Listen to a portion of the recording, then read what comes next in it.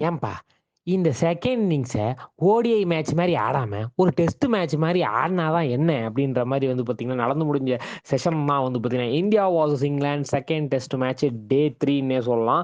S England வந்து பார்த்தீங்கன்னா, 253 ரன்னுக்கு ஆல் அவுட் ஆயிட்டாங்க இல்லையா? இந்தியா வந்து நல்ல லீட்ல இருக்கும்போது நல்ல லீட்னா எப்படிப்பட்ட லீடு? 150 ரன் லீட்ல இருக்கும்போது வந்து பார்த்தீங்கன்னா, அ க கடைசி ஒரு 6, 7 ஓவர்ல வந்து டே 2ல வந்து பார்த்தீங்கன்னா, நம்ம ரோஹித் சர்மா ஒரு 13 ரன்னு, ஜெய்ஸ்வால் ஒரு 15 ரன் இருந்தாங்க. சரி, நேத்து ஆரம்பிச்ச நாளு பயங்கரமா ஆடப் போறாங்கன்னு பார்த்தா, ரோஹித் சர்மா அதே 13 ரன்னுக்கு அவுட்டு.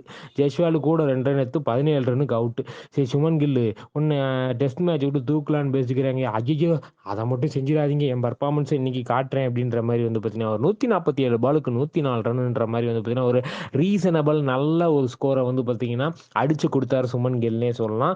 அதைத் தொடர்ந்து ஸ்ரேயஸ் ஐயர் 29 ரன்ல அவுட். கண்டிப்பா உன்ன தூக்கிருவாங்கன்னு நெனைக்கிறேன். அடுத்த மேட்ச்ல ராஜ்தத் படித்தார். நீ இந்த டெஸ்ட் சீரிஸ்ல நல்லா ஆடுவீங்க.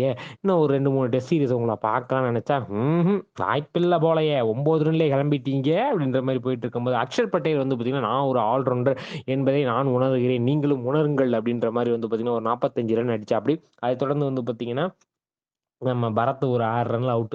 பரத் விக்கெட் கீப்பிங் நல்லா தான் பண்றீங்க. பேட்டிங்கும் நல்லா ஆடுனீங்கன்னா, டீம்ல நிரந்தர இடம் கிடைக்குமே அப்படின்னு இருக்கும்போது 6 ரன்ல அவரு போயிட்டாரு. அஸ்வின் வந்து பார்த்தீங்கன்னா, எப்பா அக்ஷர் பட்டேல் அளவுக்கு இல்லாட்டி நானும் ஒரு ஆல்ரவுண்டர் தான் அப்படின்ற மாரி வந்து பார்த்தீங்கன்னா, 29 ரன் அடிச்சாப்படி. அதைத் தொடர்ந்து வந்த பும்ரா, முகேஷ் குமார், குல்தீப் யாதவ் பேசி வச்ச மாரி 1 ரன் அடிச்சா எங்கள என்னன்னு கேளுங்கன்ற மாரி எல்லாரும் டக் அவுட் ஆக வந்து பார்த்தீங்கன்னா, 255 ரன்களுக்கு 10 விக்கெட் இழப்பு. ஆல் அவுட் அப்படின்ற மாரி வந்து இந்தியா வந்து பார்த்தீங்கன்னா, செகண்ட் இன்னிங்ஸ டே 3லயே நாங்க முடிச்சுக்கிறோம். பாதி செஷன்ல அப்படின்ற மாரி முடிச்சுக்கிட்டாங்க.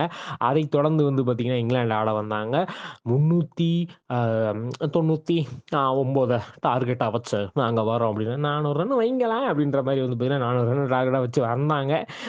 வந்து பார்த்தீங்கன்னா, என்ன பண்ணேன் அப்படின்ற மாரி வந்து பார்த்தீங்கன்னா, செகண்ட் இன்னிங்ஸ்ல நல்ல ஓப்பனிங் பார்ட்னர்ஷிப் அந்த இருங்கங்க இன்னைக்கே நல்லா அடிக்க ஆரம்பிச்சிரும். மிச்சம் ஒரு 20 ஓவர் இருக்குல்ல அப்படின்ற மாரி வந்து பார்த்தீங்கன்னா, ஒரு 15 ஓவர் தான் அவங்க குடுத்தாங்க. அதிலயே நல்லா போடு போடுன்னு போட்டாங்க. 50 பாலுக்கு அவர் வந்து பார்த்தீங்கன்னா, நம்ம ஜாக் கேரி 29 ரன்னும், டுக்காட்டி வந்து பார்த்தீங்கன்னா, 27 பாலுக்கு 28 ரன் இருக்கும்போது, அஸ்வின் வந்து பார்த்தீங்கன்னா, ஒரு சரியான விக்கெட் எடுத்தாருன்னு சொல்லலாம். டே 4 இன்னைக்கு உள்ள எல்லா விக்கெட்டும் 300 ரன் அவங்க அடிக்கிறதுக்குள்ள விழுந்ததுன்னா, ஃபர்ஸ்ட் மேட்ச்ல நம்ம எப்படி தோத்து போனோமோ, அதே மாரி இங்கிலாந்து இந்த மேட்ச்ல தோத்து போகணும்னு பாதி பேர் வேண்டிக்கிட்டு இருக்காங்க. என்ன நடக்குது? ஏது நடக்குதுன்ற அப்டேட்ட நாங்க பொறுமையா சொல்றோம். இந்த வீடியோ உங்களுக்கு பிடிச்சா லைக் பண்ணுங்க, ஷேர் பண்ணுங்க, கமெண்ட் பண்ணுங்க. மறக்காம தினமலர சப்ஸ்கிரைப் பண்ணுங்க. நன்றி, வணக்கம்.